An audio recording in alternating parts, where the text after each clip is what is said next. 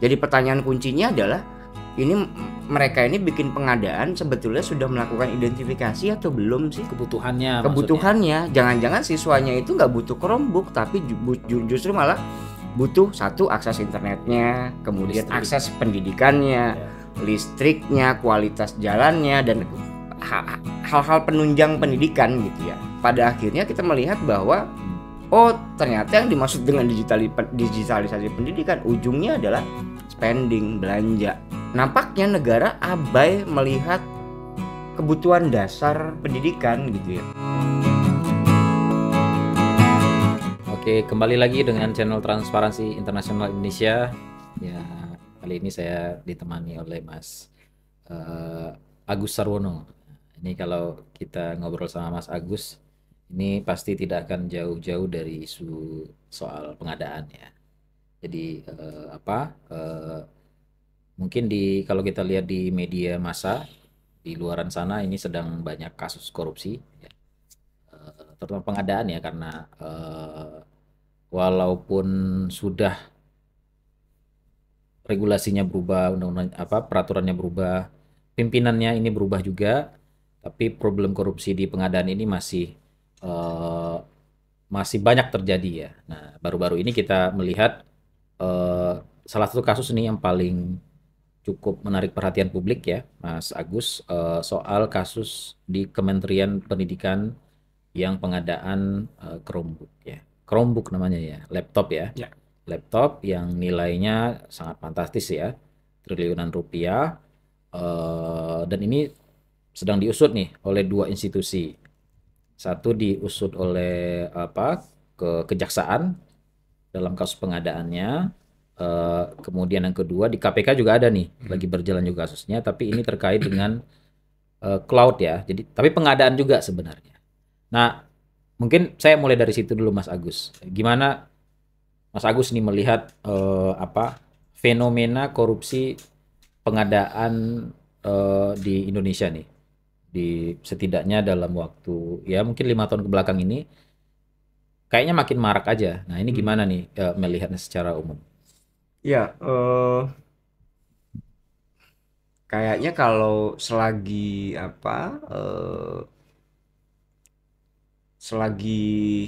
ongkos politik masih mahal gitu ya, kayaknya korupsi pengadaan itu masih akan terus terjadi gitu ya. Dan problem korupsi kita itu kan kalau mau kita bungkus yang lebih besar gitu ya, itu kan problem korupsi politik ya. Kalau orang bilang political corruption. Sayangnya proses pencegahannya gitu kayaknya kalau orang sakit itu kayaknya salah resep gitu ya. Salah obat ya? Salah obat gitu ya, salah obat untuk penanganan kasus untuk mencegah praktik-praktik korupsinya gitu. Nah, kita tahu persis bahwa ongkos politik itu mahal gitu, dan tidak semua calon itu juga punya modal yang cukup besar untuk mengikuti proses kandidasi gitu. Nah, sehingga mereka kemudian dapat dukungan gitu ya entah dari cukong, entah dari kelompok oligark atau kelompok-kelompok yang selama ini nyaris menguasai aset publik ya. Aset publik dalam hal ini adalah anggaran gitu. Nah, selagi itu nggak bisa dibenahi, tentu risiko korupsi pengadaan akan terus ada. Kemudian yang keduanya adalah soal lagi-lagi kita pasti punya regulasi pengadaan kita tuh masih sangat lemah sekali, cantolannya adalah masih berupa peraturan presiden gitu, yang sesungguhnya sudah beberapa kali mengalami revisi. Nah, yang menarik adalah yang terakhir ini ada hal yang cukup menarik sebetulnya. Di Perpres terbarunya itu jelas sekali terlihat bahwa call-nya memang hanya untuk memfasilitasi program-program prioritas presiden. Pertama ya, kalau kita lihat ya batas atas untuk pengadaan langsung yang semula 200 juta sekarang itu naik jadi 400 juta. dan diskresi eh, pengguna anggaran atau kuasa pengguna anggaran itu juga sangat luas sekali. Atas nama program prioritas, dia bisa melakukan penunjukan langsung. Kalau kita berkaca pada pengadaan flat panel di Dikti, Kementerian Dikbud. Dikbud ya, Ya. pendidikan dasar, Dikdasmen ya, itu kan pengadaannya tuh pengadaan langsung semua. Oh, ini yang Yang flat flat, flat TV ya smart itu ya. smart TV atau flat TV gitu, Iya. yang kemudian kan sempat ramai juga tuh ada di sosial media itu didistribusikan ke sekolah-sekolah yang sesungguhnya sekolah-sekolah mahal gitu Sekolah ya, elit ya. sekolah-sekolah elit gitu, yang rasanya sih nggak perlu gitu ya. Nah itu pengadaan langsung semua dan nilai Maksudnya pagunya pengadaan langsung itu kementeriannya langsung beli. ditunjuk langsung, ditunjuk. Oh, Dia ditunjuk. mekanismenya ditunjuk. Jadi ada satu penyedia Mhm. gitu ya, dan penyedia itu ditunjuk untuk menyediakan Menyediakan sejumlah smart TV ya itu. sejumlah smart TV yang kemudian didistribusikan ke apa namanya, ke sekolah-sekolah. Nah, ini kan sangat berbahaya ya, dan apa, lagi-lagi ketika tidak ada data pembanding gitu ya. Jangan-jangan yang dibeli terlalu mahal gitu ya. Atau jangan-jangan yang dibeli kualitasnya nggak terlalu bagus. Atau jangan-jangan ada unsur di belakangnya. Kenapa si Merek ini. penyedia itu kemudian kenapa apa PPK atau pejabat pengadaan kemudian menunjuk penyedia X gitu ya untuk menyediakan eh, apa namanya TV plat dan seterusnya Itu begitu. sudah ketahuan belum mereknya apa? Yang pasti kayaknya merek Cina deh. Oh, merek Cina. Aku lupa depannya Tetapi tidak hurufnya H familiar ya di gitu. Indonesia ya. Kayaknya enggak. Oke. Yang merek-merek Cina itu kan yang cukup cukup familiar itu kan kayak TV gitu Iya. ya. Ada beberapa yang Iya. 3 huruf lah itu kalau nggak Oke, salah, bungkusnya iya. warna merah Iya. begitu. Tapi belum Ada ada ya indikasi bahwa dia menuju ke merek tertentu atau rasanya belum lihat belum. ya. Karena kami memang dalam konteks ini memang kami sedang mendalami dua hal. Pertama adalah kita sedang mengecek gitu ya di anggarannya, dan keduanya sedang melihat mekanisme pengadaannya sendiri. Memang informasinya ada sebetulnya di apa namanya di di kanal di SPSE atau LPSE-nya LPSE ya. gitu ya, itu memang tersedia. Tapi lagi-lagi pertanyaan jadi begini, mengapa harus penunjukan langsung gitu ya? Itu kan jadi hal yang patut apa namanya, patut kita curigai sebetulnya. Oh, kalau balik lagi ke itu tadi, ya masih ada kaitannya dengan pengadaan di Kemendikbud ya. Ini kan udah ada yang jadi kasus nih, kasus Chromebook ya. Chromebook ya. Jadi pengadaan kalau yang kita baca di media itu kan eh, satu mengarahkan ya. Ya. Ya, ya enggak? Ya. Nah itu modusnya apa tuh kalau yang di Krum? Yang saya ingat sih mengarahkan. Ada modus lain nggak di korupsinya si Chromebook ini dengan kemungkinan bisa terjadi di flat TV ini?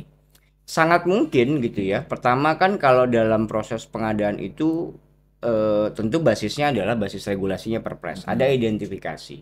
Identifikasi ini kan mulai dari identifikasi kebutuhannya, Ya.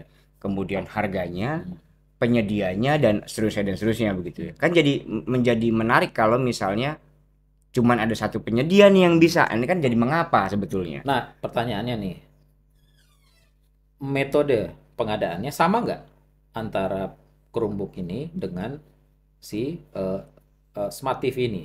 Sama-sama ditunjuk langsung ya, apa istilahnya tadi? Dibeli langsung atau apa? Kalau yang apa pengadaan laptop Chromebook, seingat saya itu lewat e-katalog. E-katalog ya. Gitu ya. Kalau e-katalog kita tahu lah, e-marketplace gitu ya.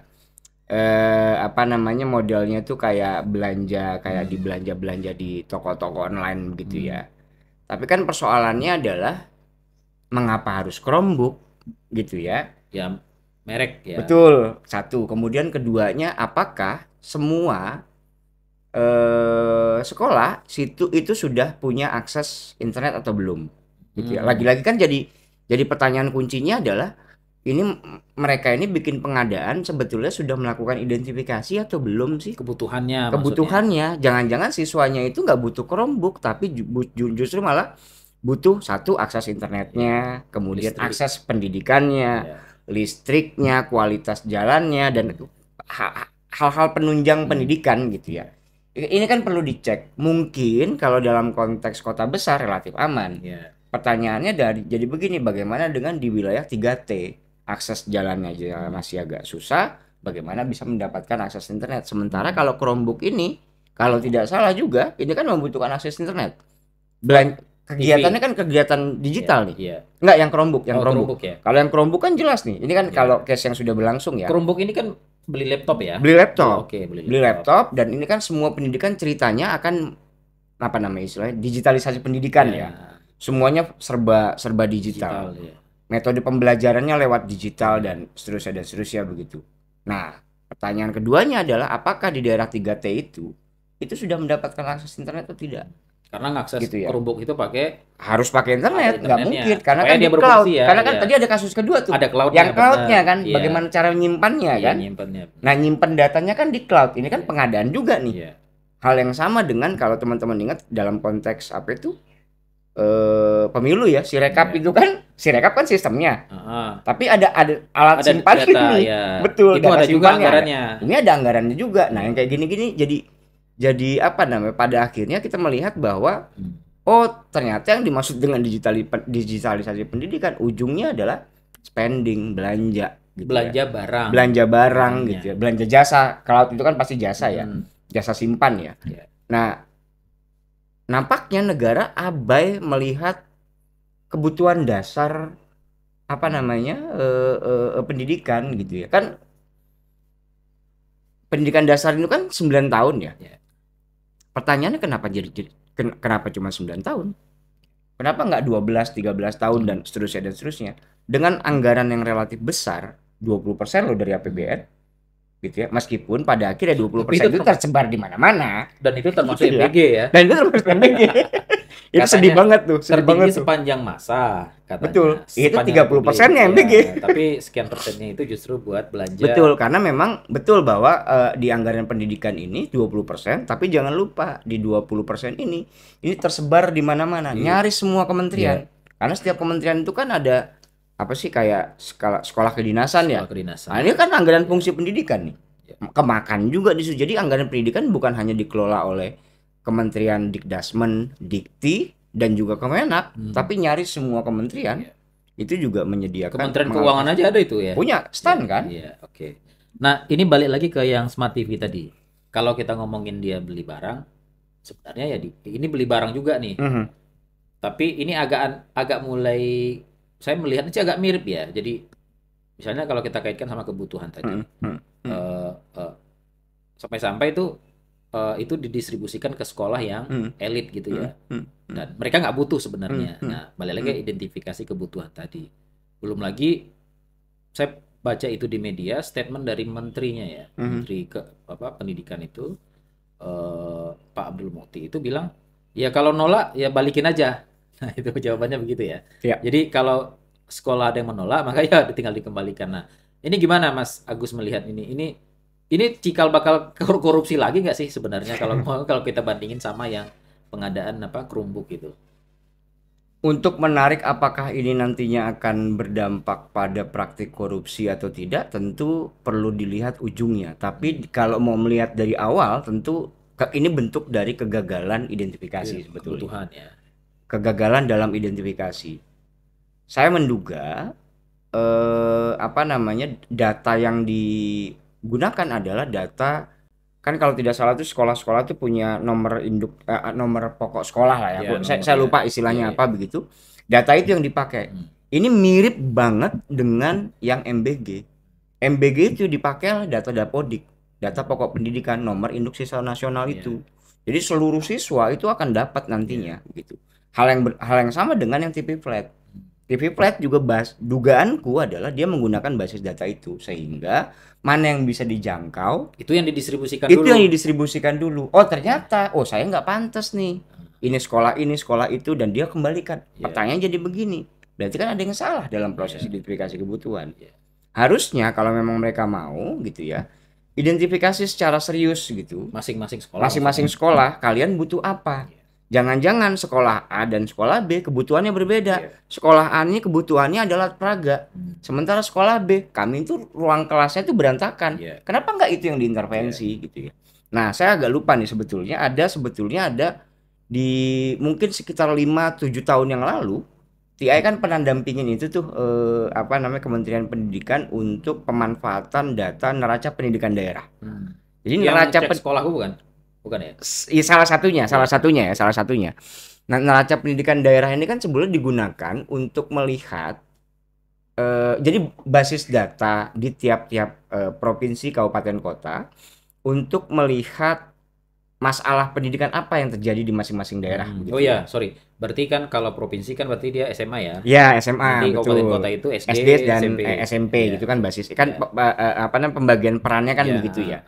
Jadi ketika misalnya provinsi atau pemerintah daerah mau mengajukan apa namanya anggaran pendidikan ke pemerintah pusat lewat DAU atau DAK gitu ya, pemerintah pusat, Kementerian Pendidikan ini bisa cek, oh mereka tuh sebenarnya Itu. nggak butuh Ini bangunan ya, fisik, tapi ya, yang dia butuhkan adalah sertifikasi guru. ya, Nah ini yang difasilitasi begitu. ya. Nah hal yang sama dengan apa namanya TV Plat ini harusnya Kementerian Dikdasmen ini benar-benar melakukan asesmen ke masing-masing sekolah. Kebutuhan mereka apa gitu. Jangan-jangan kebutuhannya adalah karena sekolahnya rapet, padat, siswanya banyak, rombelnya nggak ideal. Rombel itu rombongan belajar. Iya. Kan rombongan belajar sependek sepengetahuanku 1:30 tuh. Oh, rombongan belajarnya maksudnya Satu satu satu guru di dia mengajar akan 30 siswa menampung begitu berapa ya. siswa gitu ya. Nah, itu kan idealnya kan dalam satu kelas tuh segitu tuh. Iya. Tapi karena siswanya banyak, bisa jadi dipadetin, ada yang 40, Iya, ada yang ada ya 45. benar. Kan Terutama yang di sekolah negeri ya. terutama sekolah negeri kan yang PR gurunya sebetulnya, Iya, yang kasihan gurunya. Satu udah honorer, iya, gajinya mungkin 300.000 itu pun dibayar 3 bulan sekali iya, gitu ya.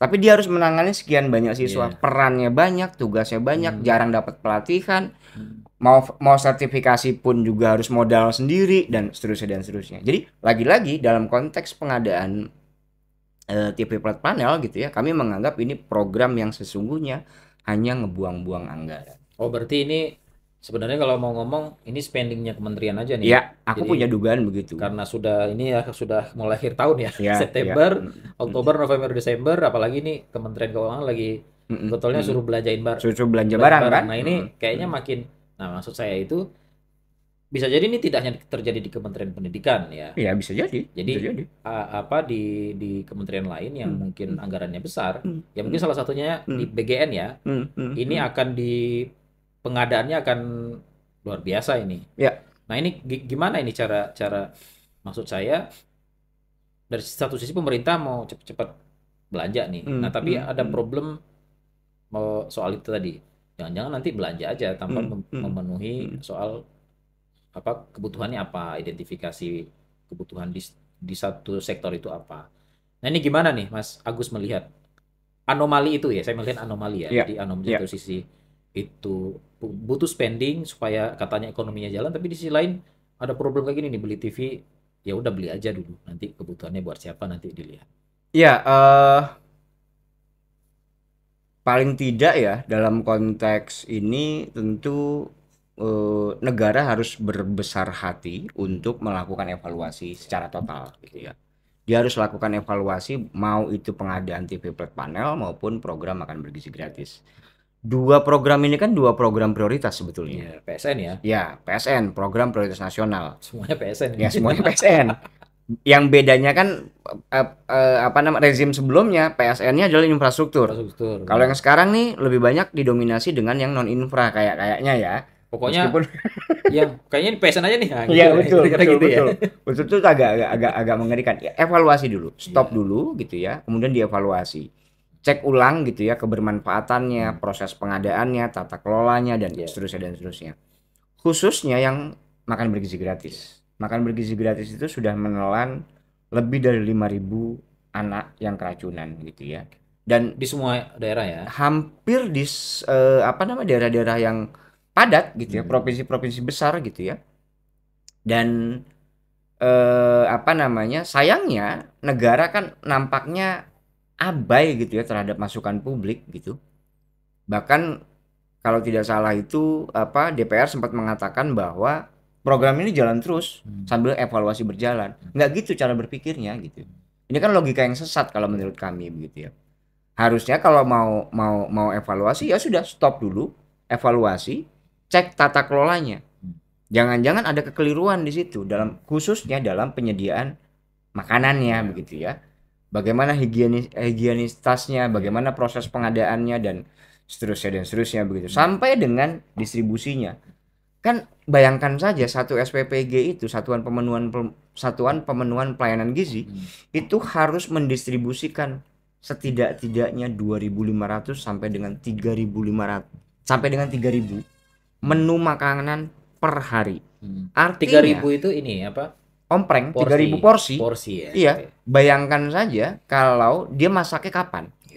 Wong Setiap hari. Kecuali Sabtu Minggu ya. Iya. Wong apa namanya anak kita aja mau sekolah, ibu-ibu rumah tangga itu habis subuh tuh baru masak tuh. Iya. Itu Itu untuk aja. satu keluarga doang gitu. Ini untuk 2.500 sampai dengan 3.500 setiap SPPG. Artinya dia bisa jadi masak sebelum jam 12 malam. Iya. Ya atau masakan sebelumnya. Lebih parah lagi itu, makanya itu lebih parah lagi. Bisa jadi itu menyebabkan itu tadi dipanasin, berlendir gitu ya. Dan itu kan dampaknya ke siswa sebetulnya. Dan tidak belum lagi soal higienis ya. Ya, betul. Nah, ini balik lagi soal pengadaan, tapi ini kemarin saya baca ada di media juga ya. Ini mungkin teman-teman TI pada lihat juga ini soal ada artis namanya Leoni ya, dia buka anggaran. Ya. Saya agak surprise Tangsel ya? Di kota Tangsel. Dia buka anggaran tuh, dia ketemu tuh anggaran jalan di sana itu cuma 700 juta dia bandingkan dengan konsumsi rapat 600 miliar. 60 miliar, sorry. Kemudian dia bandingkan juga ada gaji DPRD 44 miliar. Tapi bansosnya cuma 136 juta. Nah, ini kan kalau kita ngomongin soal warga nih ya, sebenarnya kan warga bisa cek ya sebenarnya. Maksudnya pengadaan di tempat dia, di pemerintah daerahnya terutama ya, masyarakat di daerah itu sebenarnya bisa ngecek tuh pengadaan yang akan dilakukan oleh pemerintah. Nah, ini mungkin kalau kita berkaca pada kasusnya DPR RI ya, yang soal tunjangan-tunjangan yang ketahuan itu, yang tunjangan rumahnya naik, tunjangan komunikasi lain-lain itu, termasuk di daerah itu kan mulai sebenarnya, sudah mulai masyarakat tahu. Nah, untuk sektor pengadaan sendiri nih, kalau publik masyarakat mau ngecek itu gimana tuh caranya tuh, kalau kita misalnya mau ngecek ini pengadaan aneh di daerahnya ini gimana nih gitu? Tentu bisa dilihat dari DIPA anggarannya ya. DIPA-nya ya. Di DIPA-nya. Tapi kan lagi-lagi di di DIPA itu kan sifatnya sangat umum sekali. Nggak kelihatan sampai dengan ini kira-kira buat pengadaan apa, buat beli apa gitu belum tahu ya. Buat beli apa. Tapi yang terlihat itu baru misalnya satu operasional gitu ya, operasional kantor. Salah satunya adalah komponen makan minum dan seterusnya. Rapat-rapat itu ya. Rapat-rapat dan seterusnya. Nah, sayangnya itu. Nah, ini kan sebenarnya jadi kritik besar juga sebetulnya. Harusnya pemerintah daerah itu juga bisa membuka informasi sedetail paling tidak sampai dengan di satuan output gitu ya.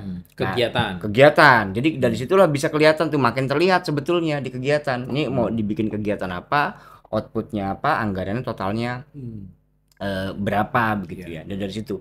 Tapi aku mau melihat apa yang terjadi di Tangerang Selatan beberapa waktu yang lalu. Ini aku justru malah apresiasi betul nih sama Mbak Leoni itu ya. Jadi ditambah dia punya punya channel yang lumayan besar gitu ya.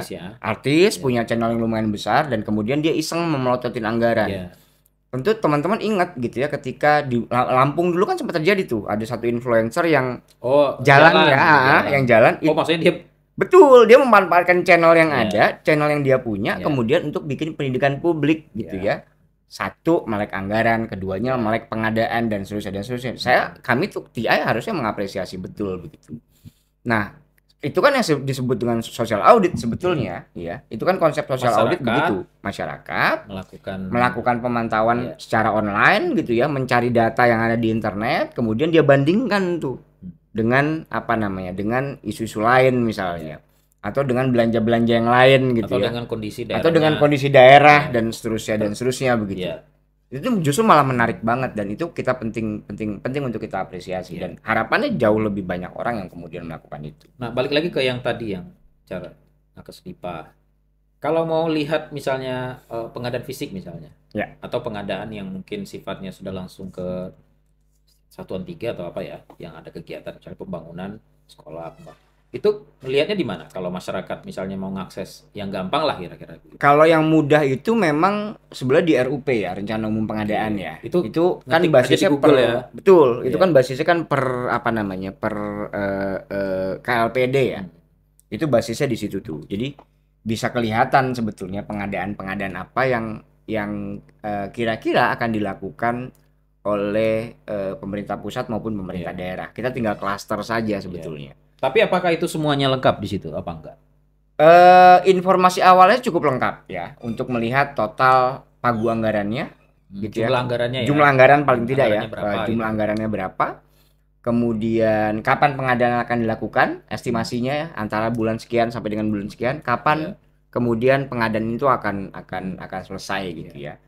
Nah, dari RUP itu kan ada kode RUP itu. Iya. Nah, kode RUP itu kemudian dibandingkan saja dengan LPSE atau SPSE gitu ya. Dicek aja, di copy aja kodenya, pindahin LPSE-nya LKPP. LKPP. Oke. Betul, yang ngelola Iya. memang LKPP, Iya. tapi adminnya tetap ada di masing-masing Oke. kementerian lembaga ya. Nah, yang aneh kalau misalnya tiba-tiba nggak ada rencana, kemudian ada pengadaan. Oke. Nah, ini justru aneh nih. Yang kayak begini-begini cukup banyak Jadi sebetulnya. di reject RUP-nya rencana umum pengadaan. Di rencana nggak ada, tahu-tahu Betul. dia bikin gitu. Betul. Ada juga yang pengadaannya udah selesai, RUP-nya baru dipublikasi. Oh, itu ada. Contohnya kan private jet. Itu kan Iya, jelas banget iya. tuh. Iya. Oke. Oh, berarti ini artinya bisa jadi di akhir tahun dia baru ingat mau beli gitu ya. Bisa Udah jadi. langsung dia bikin aja gitu Bisa tanpa. jadi, bisa jadi, Nah, bisa jadi.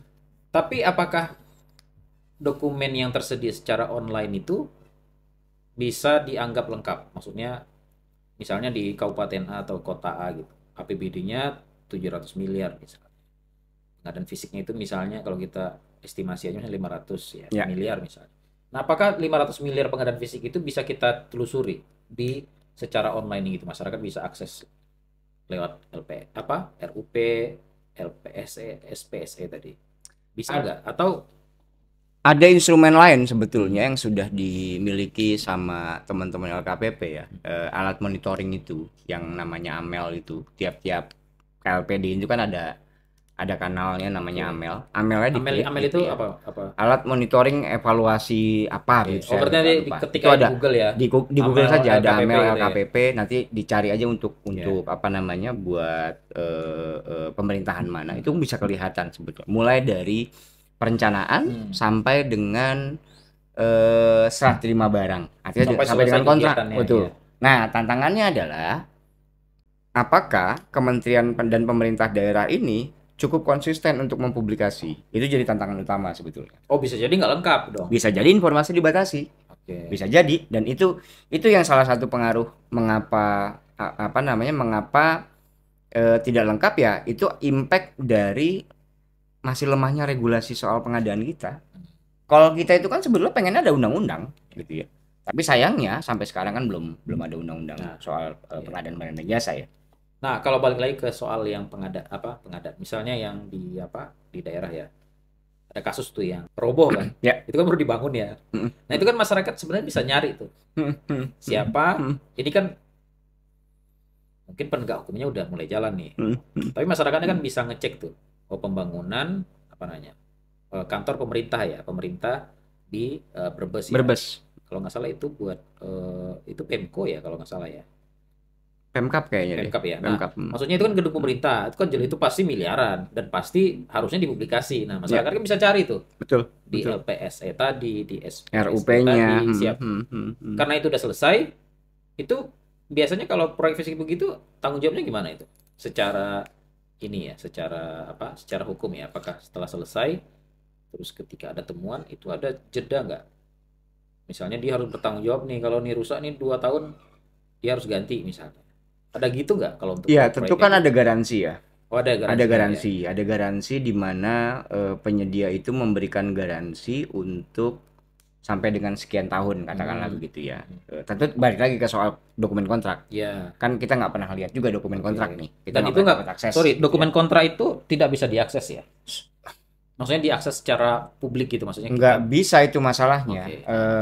Masalahnya itu nggak bisa. Yang ada pun hanya statusnya berapa nilai kontrak, siapa penyedia, kapan mulai dan kapan selesai. Oh, maksudnya Gitu ya. siapa Umum saja sebetulnya. pemenangnya, siapa yang mengerjakan. Ya, Berarti betul. kalau yang ambruk tadi itu sebenarnya bisa dicari tahu Bisa dicari sebetulnya. perusahaan Perusahaannya siapa yang siapa sih yang ngerjain. kira-kira Oke. ngerjain gitu ya. Dan itu garansi. Ada garansi. Nah, problem utamanya sebetulnya sebenarnya siapa sih yang dirugikan gitu ya.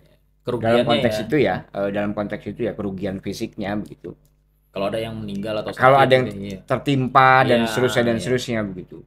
Kan pernah terjadi juga tuh di Kalimantan Timur, jembatan yang baru selesai Ambruk ya. dibangun kemudian ambruk. Iya. Itu kan tentu mengurangi mobilitas warga sekitar sebetulnya. Dari titik A ke titik B atau sebaliknya. Bahkan sempat muncul di pemberitaan gitu ya. Ada siswa sekolah yang rumahnya di titik A, dia sekolah di titik B, itu jembatan satu-satunya akses. Gak ada akses dia jadinya. Betul, dia nggak punya akses kan, Iya. otomatis dia akan menggunakan apa namanya perahu ketinting Iya. itu, dan ongkosnya lumayan besar. Iya. Nah, yang kayak gini-gini sebetulnya sedang kita apa namanya, kami sudah menyelesaikan gitu ya kajian terhadap apa namanya korban korupsi. Kita pengen lihat sebenarnya korban korupsi itu siapa sih, gitu ya. Di undang-undang kita sayangnya itu baru mengatakan bahwa korban korupsi adalah negara. Ada kerugian keuangan negara. Tidak muncul tuh kerugian masyarakat akibat korupsi. Nah, kita lagi mengkaji itu sebetulnya. Bahkan saya pernah dengar itu ada kasus ini semacam arisan gitu. Jadi dikumpulin duitnya, terus dibawa lari, terus jadi pidana kan. Nah, uang itu nggak Ya. gimana tuh mengembalikan kerugian? Tapi itu jadi bukti pidana ya. Ya, Uangnya. ya. Atau misalnya haji itu. Dalam konteks haji misalnya Iya. itu kan jelas banget ya, yang harusnya dia berangkat 2028 Iya. gitu ya. Tapi karena ada kasus apa namanya korupsi Iya, kuota kuota haji itu. gitu ya. Jadi dia harus delay berangkat jadi tahun 2030. Nah, masyarakat ini yang jadi korban sebetulnya. Nah, sayangnya kita belum di undang-undang tipikor kita itu belum mengakomodasi itu. Nah, Kerugian masyarakat itu. kerugian masyarakat akibat korban korupsi iya. begitu ya. Nah, ini sayangnya belum apa namanya, belum KPK sependek pengetahuanku pernah melakukan itu, melakukan kajian gitu ya. Dan harapannya sih sebetulnya kita bisa advokasikan ini ke revisi undang-undang apa tindak pidana korupsi begitu ya. Bagus banget kalau misalnya kita bisa masuk ke situ begitu, dan tentu wacana ini sudah cukup banyak di apa namanya disuarakan oleh apa kawan-kawan begitu ya. Bahkan kalau kalau ingat pas Covid dulu kan pernah diuji tuh sebetulnya ketika korupsi bantuan sosial ya. Iya. Yang Juliari Batubara begitu ya. Itu kan pernah diuji sebetulnya, dan sayangnya gugatannya kan di apa namanya ditolak begitu ya. Pengadilan menolak Iya, gugatan betul. Apa namanya ganti kerugian ya apa istilahnya? ganti kerugian. Nah, saya juga lagi membayangkan nih, mungkin dalam konteks MBG belum ada korupsinya, gitu ya. Tapi kan ada masyarakat, ada siswa yang menderita akibat apa namanya keracunan gitu ya. Dan betul bahwa pengobatannya gratis, tapi kan untuk bolak-balik dia harus kehilangan waktu belajar. Ya fisiknya juga berkurang dong. Fisiknya juga berkurang, dampak psikologinya, traumatiknya dan seterusnya. Sampai dengan ketika dia udah pulang, kemudian ada rawat jalan, itu ada mobilisasi yang harus dikeluarkan. Nah, skema itu sebetulnya kita perlu kaji bersama sebetulnya bagaimana menghitung lebih detail gitu ya. Oke, nah ini balik ke soal politiknya mungkin ya. Ini kan kalau kita ngomongin soal pengadaan kan, kalau ngomongin regulasinya itu kan dari zaman kapan itu ya. Jadi saya ingat betul itu yang Kepres yang sangat familiar, Kepres 80 tahun 2003 itu tebalnya nyaris sama. Iya, salah satu yang fenomenal ya, Kepres yang kayaknya tak berapa kali berubah begitu, dan perubahan terakhir sekian. Lalu sekarang berubah Perpres namanya kan. Nah, ini ada perubahan ya Kepres jadi Perpres. Saya nggak tahu apakah ini dianggap kemajuan atau tidak ya. Sementara di sisi yang lain saya dengar juga teman-teman sedang mengupayakan advokasi untuk RUU PBJ, pengadaan barang. Ini sebenarnya advokasi lama juga. Nah, ini gimana Mas Tile melihat secara politik ya?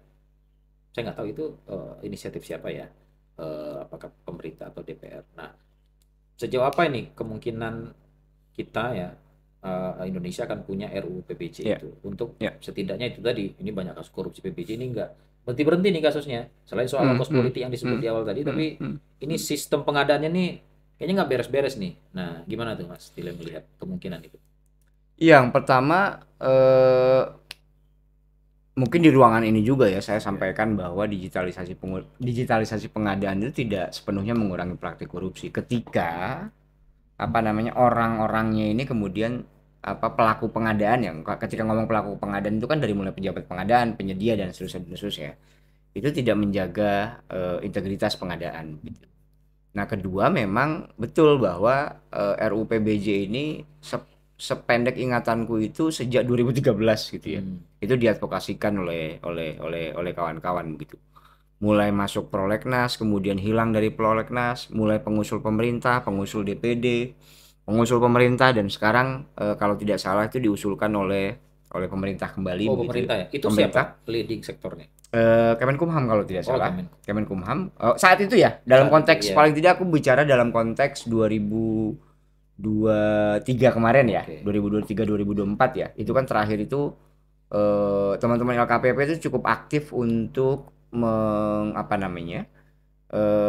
Memfasilitasi kawan-kawan masyarakat sipil, penyedia Hmm. dan pelaku pengadaan sampai dengan beberapa asosiasi seperti asosiasi pejabat pengadaan dan seterusnya Hmm. begitu untuk bikin apa namanya forum konsultasi publik untuk merumuskan kembali soal rancangan undang-undang pengadaan barang dan Termasuk jasa. TI kemarin ya. Termasuk TI dan Iya. ICW dan kawan-kawan jaringan masyarakat sipil yang lain begitu ya.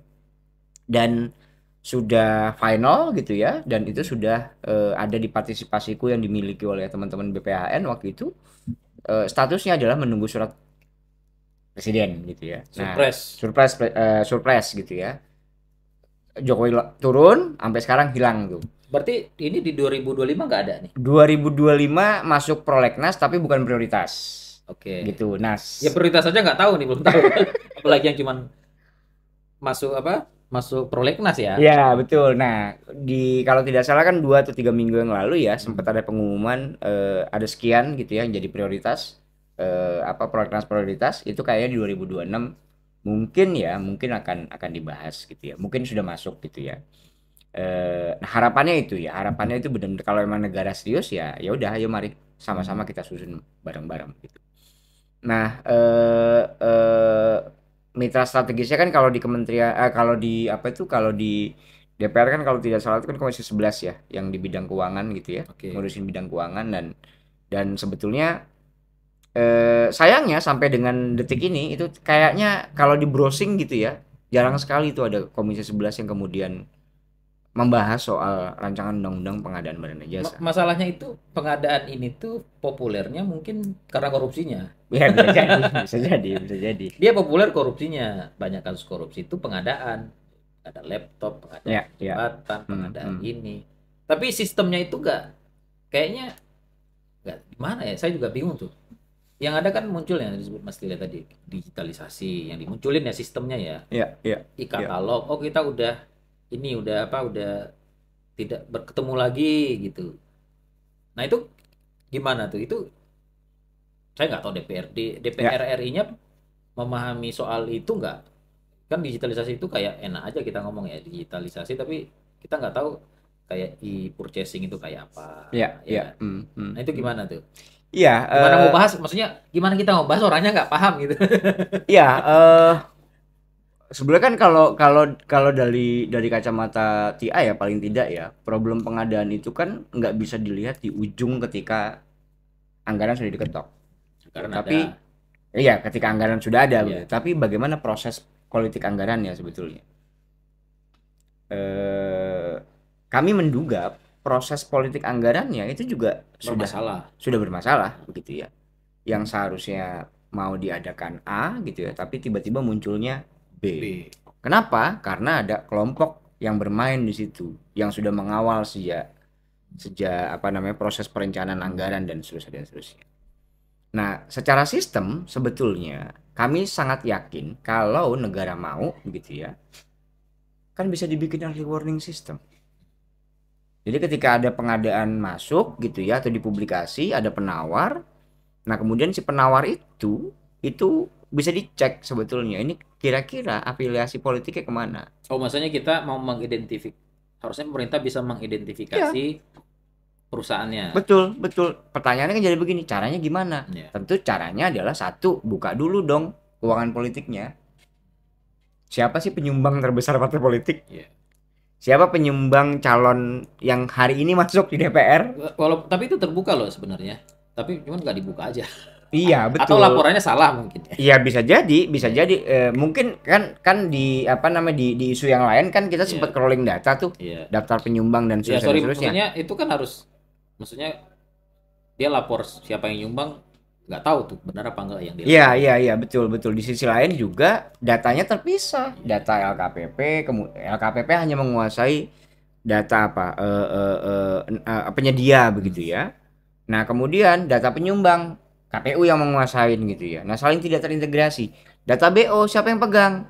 Ya, AHU gitu ya. hmm, Nah, ini kalau misalnya diintegrasikan dalam hmm, bayanganku ketika ada pengadaan kemudian dipublikasi, hari ini dipublikasi, besok ada penawar, sistem membaca tas gitu ya. Oh ini terafiliasi dengan ini hmm, terafiliasi dengan itu dan seterusnya dan seterusnya dan hmm. seterusnya gitu. Jadi cari mana penyedia yang kira-kira punya minim risiko. Nah itu. Jadi Ya, basisnya ada itu bukan hanya sebatas kemampuan belanja ya, dan seterusnya. Kan selama ini kan begitu ya. Iya, pengalaman penting gitu ya, tapi kalau ternyata pengalamannya dia menang banyak karena ada proses main di belakang, ya. ya sama juga bohong. Ya, maksudnya e-purchasing-nya ya bohong aja Iya, sebenarnya. iya, iya, iya. Makanya Kalau tadi kalau sudah ada deal di belakang ya betul, e-purchasing betul, itu kayak betul. kayak apa ya? Ya mungkin contohnya private jet kali ya. Iya, iya, kan kan banyak ahli juga yang mengatakan Iya, kalau ada uang klik di situ. iya, Uang klik itu kan ini kan belanja di katalog ya. iya. Tujuannya kan untuk membandingkan. Saya mau beli buku dalam bentuk di penyedia A, Mhm.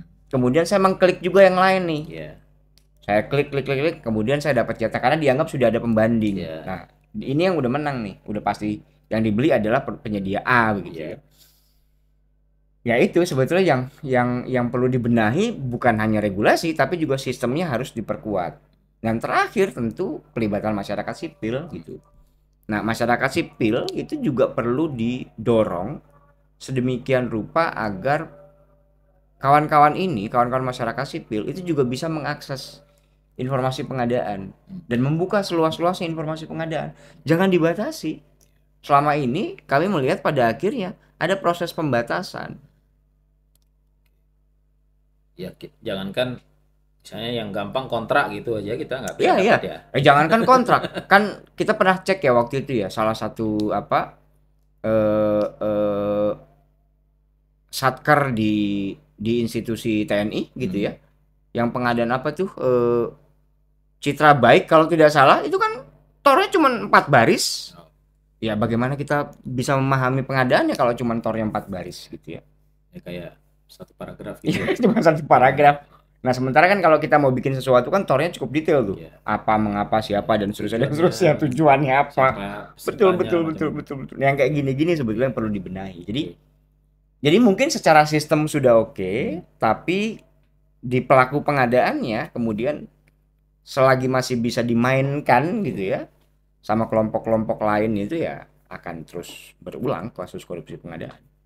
Nah ini kayaknya PR-nya sangat banyak ya. Jadi saya nggak tahu apakah, maksudnya kalau saya belum tahu apakah ada yang mengevaluasi sebenarnya proses pengadaan kita Indonesia itu udah beranjak kemana, gitu. Arahnya sudah kemana nih? Kalau kita ngomongin regulasi tadi, Ya. ada Kepres dulu pernah Ya. dibuat, ada Perpres sekarang. Nah, Mm, mm, mm. ada istilah e-katalog macam-macam, ada e-purchasing dan lain itu.